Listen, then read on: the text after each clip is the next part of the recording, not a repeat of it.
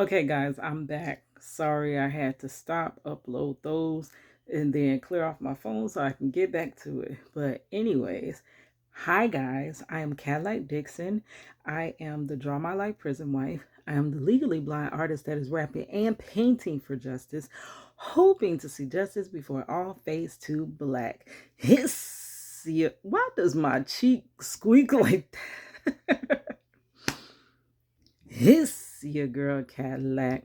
Anyways, I am here to finish up my journey to being an artist. I don't know if I will finish it because I don't know where this story is going, girl. It is over 20 something years, almost 30 years that I have been trying to be an artist that actually makes a living off of art, not just one that makes pretty pictures that don't do nothing for you, girl. Oh, girl, I'm trying to make my living off of this. And this has been my journey. So I did leave off. If you did not yet, you can check out part 1 and 2. I will link them in the description box. Um, though where I did leave off is I had just got my cosmetology license despite finding out that I had corporal turn severe carpal tunnel in both hands and nerve damage. I still completed and got out in a salon, passed state board with flying colors, and now I'm working in a salon. It was a startup salon. This guy, what he was trying to do, it was a man that owned the shop, and he was trying to. A lot of African American salons are by booth rent, and a lot of the not I'm not going to say other ethnicity salons are not, but we tend to always have booth rent. And what he was trying to try out is like how some of those franchises are, where they just hire you on for a wage. So whether you get clients or not, you get a certain wage, and then you still got your tips. That's what he was trying to do to cancel out the booth rent. And it was a startup. It kind of, it worked for a little minute. I think we only worked there for maybe a month, maybe two. Me and my homegirl from homeschool, hair school. Oh my gosh, this is my friend for life. Girl, you only get a few that are your friend for life. And yes, like I bet you if I ran into her today, then we would just pick up and be chatting like it was just the other day. I have a few girlfriends that are just like that. Other than that, like within my regular day to day, I don't really carry too many friends or whatever. But she was a dear friend from hair school. So and in that school, what stood out to me, there what not school, I'm sorry, in the salon was called Classic Images. Now in there, it what stood out to me, the lady that was kind of train us, because we were junior, like cosmetologists, just coming in, still trying to get our feet wet, trying to build up clientele, trying to everything. It's a lot.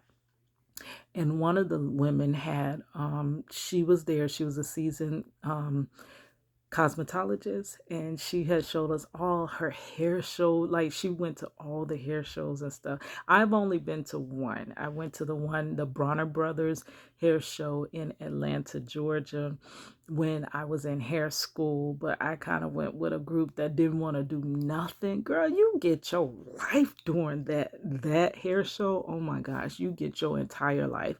And these people just wanted to sit up in the room. But I do have a dream to go back there and just show off some of my hair pieces or whatever.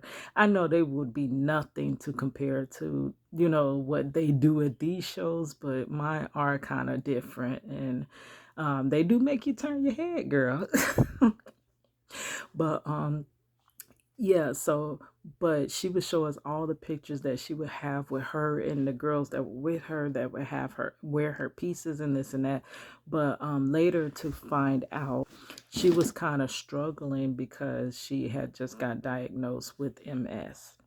And as you know, MS is something that is close to my heart because my older sister does has been living in living so beautifully with MS. Yes. That is a monster. It would take a person and just, mm, But I'll tell you more about that story in my unsung whenever I decide to finish it. Girl, I'm back and forth. I'm doing this, then this. I'm doing my artist story before I even finish my life story, girl, whatever. You know I'm all over the place. And I thank you guys for being all over the place with your girl. But yeah, so I know the effects of MS and I know what it can do to somebody. My sister as well. Um, went to cosmetology school, but due to the MS, she wasn't able to complete her career, and it's a whole, like I said, it's a monster. But then the lady, that's what she was going through. She was just diagnosed with it. She was starting to see that her hands as well were not working with trying to curl and this and that. And it's a really, from what I observed, it's a really frustrating thing because you want your body to do something that it just no longer will do. I can, on a small scale, understand that when you're comparing it to MS. I can kind of understand it with all the nerve damages that I have in my body where I want my hands to do this, this, and that, and my hands say no, no, and no, you know. But just to think if your whole body was that way. So she was dealing with that. And but we were learning so much from her, and they were really nice, but I guess the place kind of just shut down. It didn't really succeed, which was it was a good concept to have a black owned salon that is not on booth rent, but it was short lived, and ended up that we left. I don't know, so that had to be about maybe 2004 or 5, because I graduated from hair school in 2004. I started in 2003. So I was all scared and stuff because they had us all scared and nervous about state board, so I didn't take it right away. So I'm gonna say this is about 2005. So that didn't quite work, that aspect of my artist career. So I always had to keep, now even when I was working in classic images, I still worked overnight in the super center. Like I never left the safety net. Like that is what pays my bills. So even though I would get a few dollars from doing clients' hair, the main check was coming from overnight. So I still had to work that. And when I would be in the salon in the evening, I still had to keep our daughter all day because I still was that single mother. So not a lot had changed. It's like I just had to puzzle piece everything in. Like all of this has got to some type of way come together and work. Girl.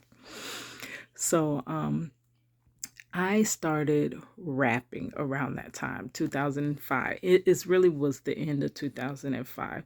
So before I just returned back to my overnight job and doing all of that hustle and bustle, trying to, take care of daughter, this, and that. And at the end of 2005, y'all know I met Mr. Life Jennings. And y'all know that before I met him, I dreamed I met him. Which brings me to the fact of the dream that abruptly woke me up this morning. Oh my gosh, I had a dream. And in the dream, I'm so sorry for this to be a side note, but I just want to document this. In the dream, I don't know where we were. We were someplace. It was some type of event that I was at, and I was going snatching food off the table, eating it, whatever. And as I was there, I was, because not snatching food, like it was free food, but I get a little, excessive when stuff is free, girl. So I was going around and just enjoying whatever this event. I don't know what it was, but it had like banquet tables and this and that. And I was on the phone, and I don't know who I was on the phone with, but they were saying yes. And Marcello was on the phone too. They were saying, yes, we see that he has been done so wrong, and we are trying to, what amount of money would fix this, would, because they were working on releasing him, but they were also asking us, did we want a certain amount of money, because they can't believe that all of this. And as I I was going into no amount of money could give us back what you took from us. You took 20 years of our lives.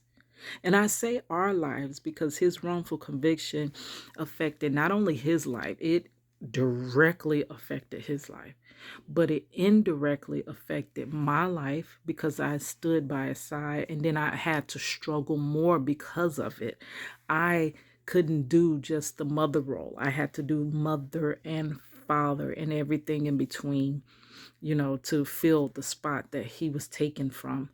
And then also our daughter, it left so much like emotional effects on her, not to mention that, she wanted that father figure and she longed for her father but could not have him outside of gates. And she wanted to know, why can't he ever come home with us? Why do we always have to leave him behind these gates and things like that? And acting out in school or just having emotional outbursts in school, like it really affected her. And I really think a lot of her anger comes from this situation, which sometimes I feel like, well, then it's my fault because I kind of kept her in his life, so I don't know. I don't know. I just did the best I could, and I probably did make mistakes. I'm sure I made mistakes. But so outside of that time, I met Life Jennings. And oh yeah, girl, I was talking about the story about the dream. Yeah, yeah. Back to the dream. So in the dream, I went on to say, like, that was the speech I was giving. Like, you can't even attempt to pay us back for what you've taken from us. Like, no amount of money, just let him go. Let him go. That's what's gonna pay us. Forget the money. It was basically what I was, girl, goodbye. I ain't for the run us that money. Run us the money. You done took this man's life. Or the good part. I mean, like for real. So as I was saying that, I woke up and I'm like, oh, it was just a dream that he was getting out. I am waking up alone again and waking up to not find him beside me.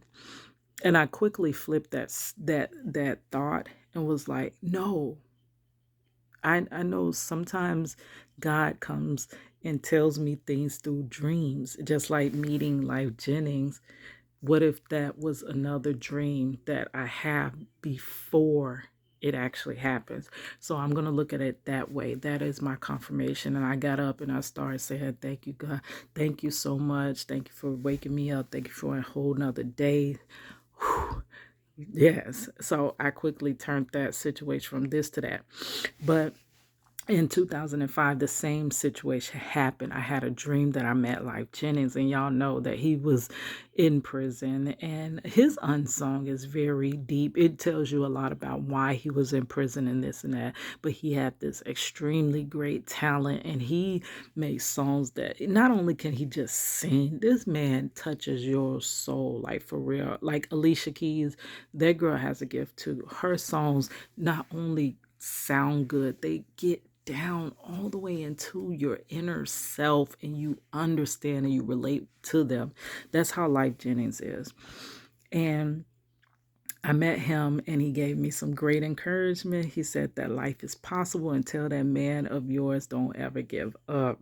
Yes. So I took that as though, the dream is not complete. And that's when I went on to start rapping. This is my third attempt at art. I want to be an artist. There's all forms of artists. Like I as you see, when one art form doesn't work for me, I reincarnate it into a different art form. As long as I'm being creative and my vision that I have in my brain, I got so many pictures that play in my brain. As long as I'm getting them out in some sort of way, then I consider that art. That I'm fine with a career like that. So that's when I started my rap career. It wasn't really supposed to start out like that. Now, during the session of meeting Life Jennings, I got to tell him my 1020 life poem. I can link that in the description, or I could just spit it for you right here, girl. I spit it because it's real quick. Okay. I'm in love with someone I can't be with it, so hard for me to let go. So I sit and I wait so patiently for the hopes that he will come home. Before I lay down at night, I close my eyes, I pray the Lord sends him home. But when I open my eyes, the fact remains that I'm still all alone. It happened a few years ago. I looked for him, but he was gone now. Please tell me, where did he go? 10-20 life, that's all I know. See, the Lord on my side is who keeps me strong. I dread the fact I must move on, but I got my life to lead, and I'm the one that takes care of me. Now the messed up party was snatched from his seed. Now a father and a mother I gotta be now, but when it's cold, who gon' hold me now? And who do I talk to when I'm lonely now? See, I'm in love with someone I can't be with it, so hard for me to let go. So I sit and I wait so patiently with the hopes that he will come home. Before I lay down at night, I close my eyes, I pray the Lord sends him home. But when I open my eyes, the fact remains that I'm still all alone. Yes. But I recited that poem for him. And then I drew a picture of Life Jennings, the one from his first album when he had the little jacket, he had the little guitar up over his head. Girl, yes, I drew that and I gave that to him. And he gave me those words of advice. And I took it as though the dream was not complete. Maybe it wasn't Life Jennings, because in my dream, Life seen all my talent. And he was like, oh my gosh, we got to make songs together. We got to do this, and that. And that in turn gave me the artist career, and it also gave me the means to bring my husband back home and get over that hurdle finally. Well, it ain't a hurdle, girl. That has been a mountain. A mountain. Like, get over that mountain. But so that's when I went on to I didn't want to. I started thinking poetry. Okay, I was a great poet. Y'all seen my little black girl poem in a couple videos ago, so I can link that in the description. I ain't gonna spit that right now. So I was like, but poetry, where could I do this? Like, there's no place here in Orlando. There was this one place, AKA Lounge, back in the day. Oh my gosh, me and my little cousin, I used to sneak him up in there because you'd be like. Look, they didn't take ID. You would just get up there and you would play like oh, you do the ID Macarena, that's what they call it. The ID Macarena, looking for y'all. Oh, I don't have my ID. And they be like, okay, just go on in. They knew he was a jet. He was about 16 years old or whatever, but I was still bringing him up in there. And girl, this was a place where artists would have their paintings up on the wall. You would get on a stage and you can recite your poems, or you can, but AKA Lounge kind of shut down. I don't know what year that was, but it wasn't a lot of outlets here like that in Orlando. So I'm like, dang.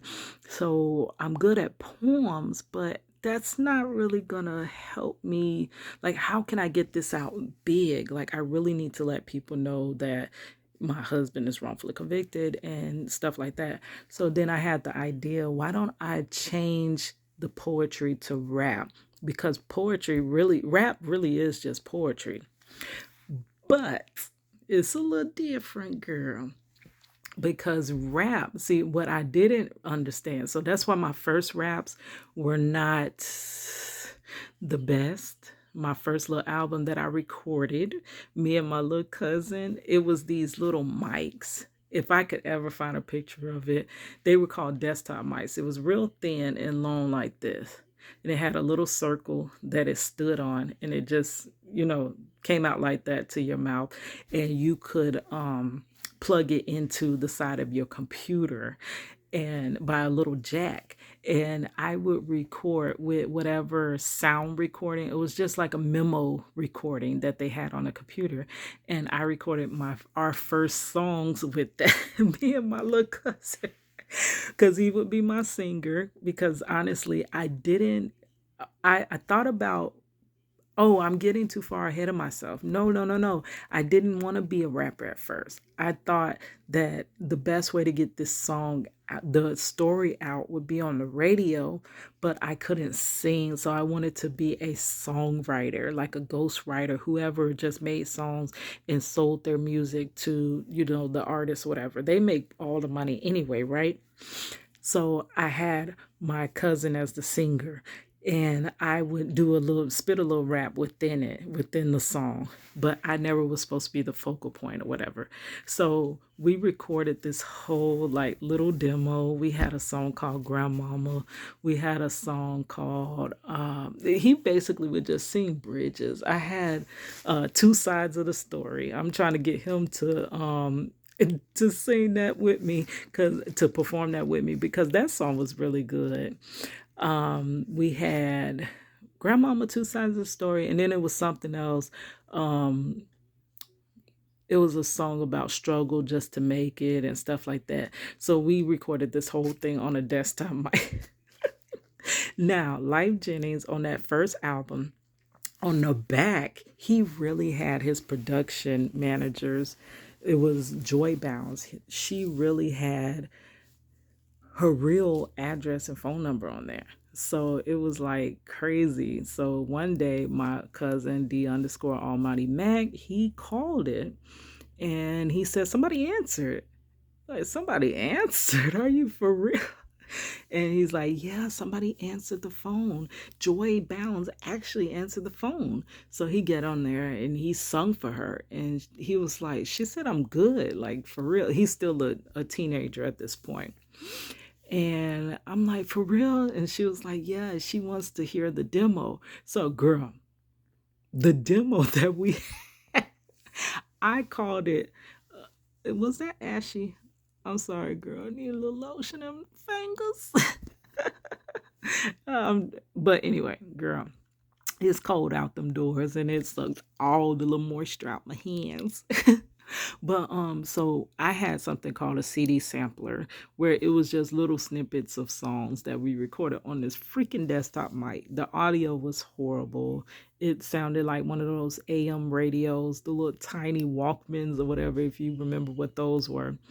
But we thought it was everything, and we overnighted this demo to Joy Bounds. Now, nothing, I don't think anything ever came of that. Well, we know nothing came of that. I don't know if they really got that, but she wanted us to FedEx it to her. I think she was going to be at some hotel and she had us FedEx it to the hotel.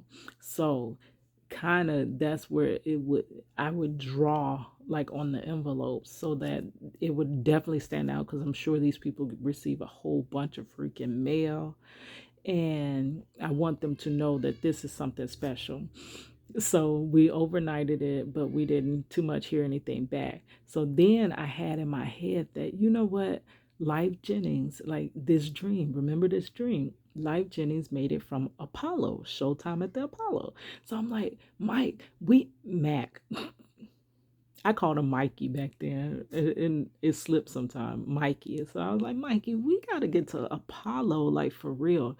Now we're in Florida. We have never been to no New York. So, and he's a child. He is a kid. But I'm like, man, look, I'm about to call him Mac again. Mac, we gotta. Well, back then he was Mikey. I'm so sorry for being confusing, y'all. I'm like, Mikey, we have got to get to the Apollo. Now, I'm a young adult, ain't got no money, got a baby, whatever. But we trying to figure out how we finna get to New York. Because we got to do it the way that Life Jennings did it. I would have so many garage sales. We basically, I used to like to shop. I used to like to shop for clothes. I went through my wardrobe, everything that I had a receipt for. I tried to take it back. We tried to take everything back. My little cousin, we have another story time that where we were doing, and he was talking about this little DVD player that stood up, that the one that stand up on his side in like a tower, and how he finally got that one, and he was so excited, it saved all his little money, allowance money, and got it. And we took it back. We put it back up in the box. and returned it trying to get the money. We was trying to get the money, girl. But as I researched, New York was so expensive. The hotels back then, it was saying like $700. You know, we ain't want to stay in no hood because we ain't know we ain't know nothing about nothing there. And then we was finding out that cabs, you have to get everywhere by cab.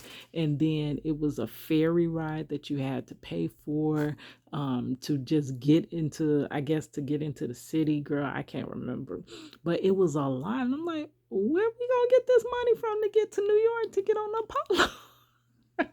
Full circle. Y'all know that I did get to perform Apollo style, but that was in 2019. I'm just jumping ahead. That was because Life Jennings came here, and in honor of him making it off of Apollo, he has his own Apollo to open up the show. And I would have won that with one of my poems, Little Black Girl, but the man in front of me did a freaking jump and split. And you know there's no way that you can beat that. Unless I would have did one of my karate kicks or breaking a board or something like that. Other than that, I wouldn't have beat him with that. But I was the second runner up on that. So I did get to the Apollo in some way, some form or fashion.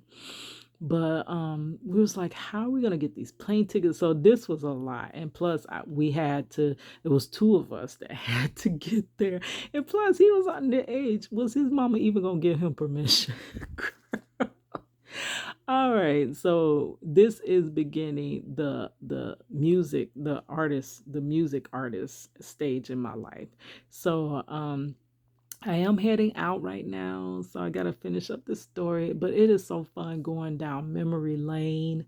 I will try to finish this series though before I start something else. Like that is so hard for your girl, but because I got too many ideas up here. The problem is my brain just makes ideas. It's like an idea machine. And I cannot act upon every single idea that I have. And that's what makes me, so I will kind of pause where I'm at with that idea and then jump to the next and then never finish what I started. That's my problem. But anyways, guys, they at the door knocking, so I'm gonna let you go. Hiss your girl Cadillac.